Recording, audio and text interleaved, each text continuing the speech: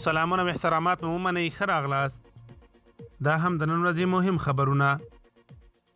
هلمند کې پر سیمه ییزې مېلې د عسکرو د توپونو برید کې لسګونه ملکیانو ته مرګ ژوبله اوښتې.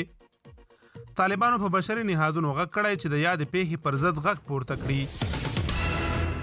خپلمنځي اختلافاتو ډاکټر عبدالله د وزیرانو په معرفي کولو کې له ستونزو سره مخ کړی دی. حکمتیار یو ځل بیا ویلي چې د غني حکومت را سره د سولې په شوې هوکړه هیڅ راز عمل نه دی کړی.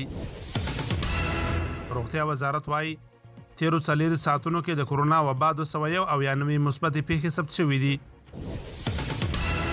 مسیر ورځپاڼې په یو مطلب کې لیکلي چې د بین الافغاني مذاکراتو نه پیلېدو اساسي لامل د 15,000 بندیانو خلاصون کې ځنډ دی. د فاریاب ولایت د خواجه سبزپوش سرپرست امنیه قمندان وژل شوی دی. د یوګاندا هیواد 130 اتباع او خصوصي امنیتي ساتونکي له افغانستانه وتلي دي.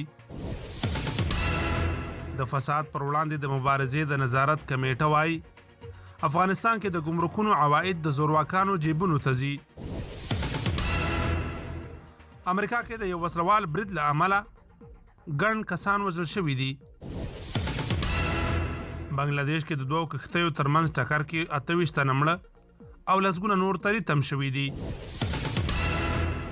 ایران د ټرمپ په نیولو کې له انټرپول پولیسو د مرستې غوښتنه کړې.